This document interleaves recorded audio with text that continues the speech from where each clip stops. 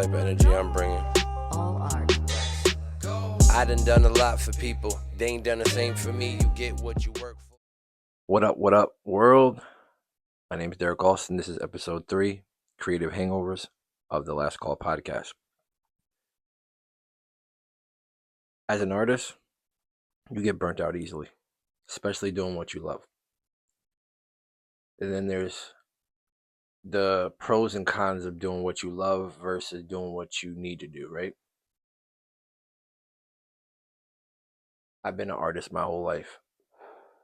Like a real artist. I've been painting, sewing, doing a whole bunch of shit for well over 15 plus years, right? And to get to this point where now I don't need to do as many things. Now I have requests and I have forums that you can, submit to be able to get a custom versus me having to go hound you, pay for ads, do all this. I don't need to do that. I already laid enough of the groundwork, right?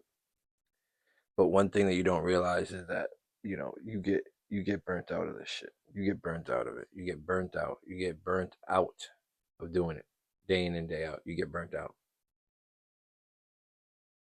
But the creative control is the reason why it's so enjoyable. The fact that I can create when I want, the money's going to be made, and I may not have to go create 7 to 8 times a day versus to go work the 8-hour shift.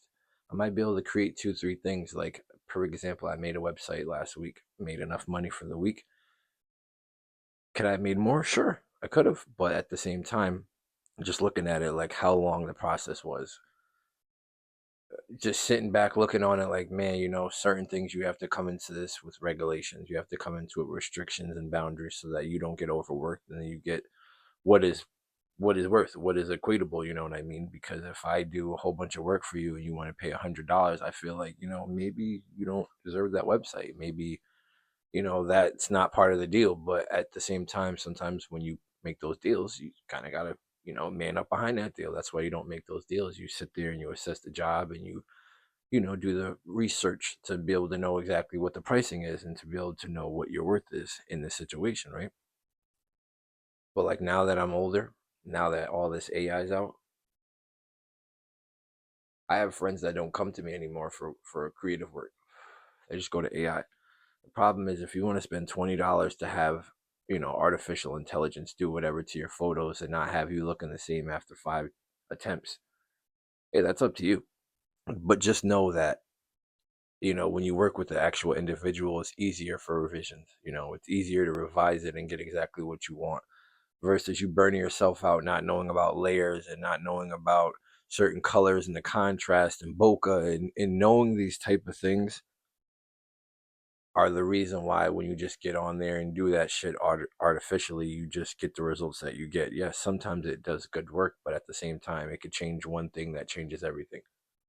Especially if it's a person. If it's a person, you got a good 1 or 2 attempts before, after that, it's over with. You're going to change your face. You look different, but they're going to do what you asked it to do. If you want to be Superman, they're going to make you Superman. They're just not going to make you look like Superman. They're just going to keep taking the photo and enhancing it however they can enhance it to make it similar. That's the problem. What I can do is I can make it exactly like what's needed to be done because I can go to the detail, the finest detail, not just shopping out there hoping that somebody will, get it right. And it's like, no, that's why people are still important. That's why being a creative is still important.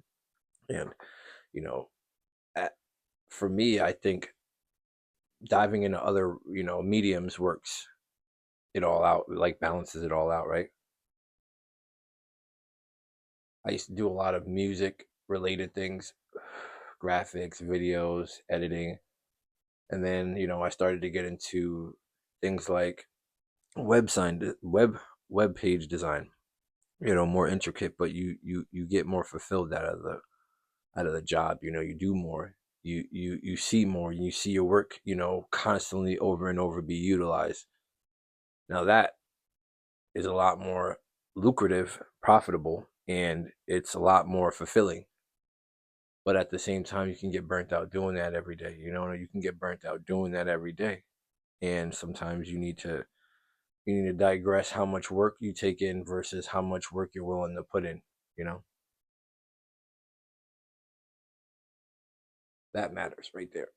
that matters. You got to calculate how much work you have to put in, how much work do you have, and then how much time do you have, because those three things factored in is what's going to help you get the work done faster and efficiently, right? Because I could do graphics super fast, but that doesn't really mean that it's good. It just means that I can do it fast.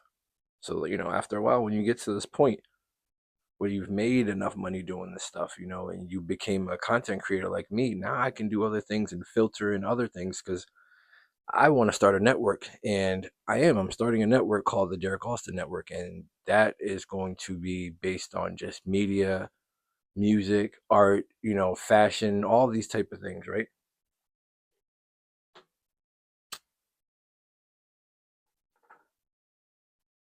All in one space, right? I don't want to have to go make 15 Instagrams and 10 Facebook pages and all these TikToks if I just make one and I can just put all the content.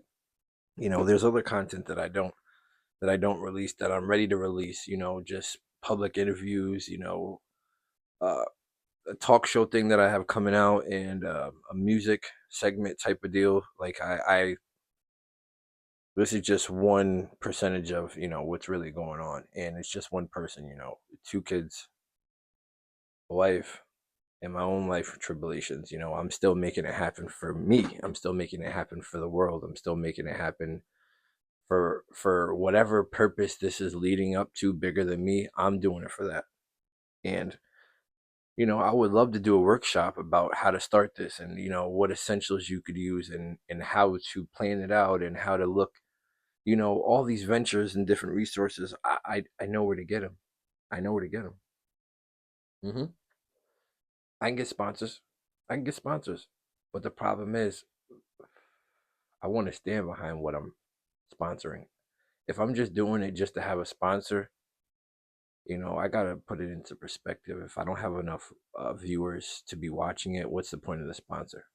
The sponsorship's not going to do me any good. Just saying that I'm sponsored, you know?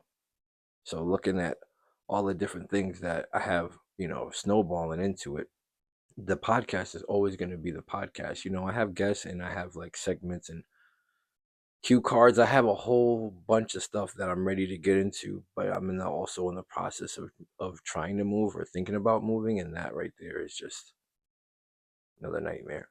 Because then I get to build a studio, and that's what I've been dying to build. I've been dying to build a studio, soundboard, multiple camera angles, softbox light. I have literally the vision for it all. The vision for it all, literally. Can you imagine? It's just a backdrop. You know, I have other ideas, green screen ideas, or large panel TV behind me, or some kind of like news anchoring thing where I'm behind a desk. I have many ideas, and these ideas are all stemming from me starting a podcast. And I feel like the podcast just limits you to what you can do, what you can say, or if I only make music, I'm only limited to talk about the music if it's a music related podcast. So that's why I want to start the Derek Austin Network, where all these things can be available and people can be available on that same platform. You know what I mean? Like, we can grow together and we can do amazing things, and it's no scam. You don't have to do it. I'm just saying that I'm building something, and if you want to grow with it, the opportunity is there. No one's telling you have to. You know what I mean? No one's telling you have to. But I'm just saying that's the point that I'm getting at. I want to go out there. I want to network. I want to be around the kind of peers that do the things I do, or have the ideas that I have, or just the connections that can help me get into these spaces, right? Because now that's what I want. I got content. I got the understanding of how it goes, the equipment, the process, the editing, the post. I believe me, it's a daily job, to be able to fulfill ideas in my head into actual products, or even into content. Like, it's a lot of work day in and day out, but I'm prepared for it. I'm prepared for it. It's not that I want the money. I just want to be in that space where the things I'm doing, the things I'm saying, the things that are being created are all going to help somebody else. because this shit helps me. It helps me to be able to talk it out, you know? To the next individual, I don't want to seem like a super talkative person, but I got a lot of things to say, a lot of information, perspective, resources, connections, things I would like. It's endless. And for whatever prideful reason that make people not want to cross paths with me is the reason why.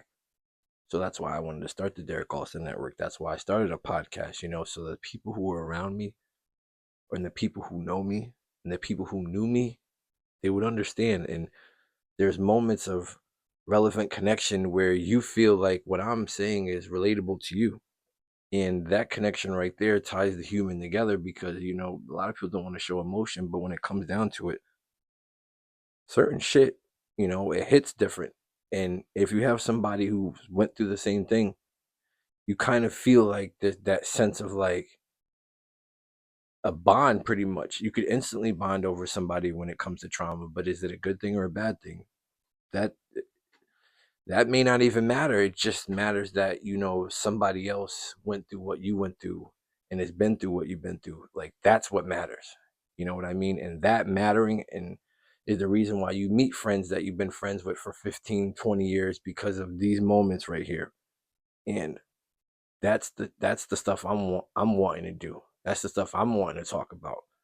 That's the stuff that I want to produce. That's the stuff that I want to post. So I want to be behind. That's what I want to do. And I want to take you guys along with this journey. And it's going to be a wrap. And this is episode 3. And the tip of the day is sometimes it's not about what's the problem. Sometimes we need to carry ourselves and carry our mind and perspective into a frame of mind that says, what could have we done to prevent this? And prevention is better than a solution to me because the solution means we went too far. We went too far. Prevented means, I kind of intervened. I could stop it before. You know what I mean? And that's the most important part. It's episode 3. Peace. What you work for, that one thing like A. Marie. I'll say myself, ain't no need for the cape for me.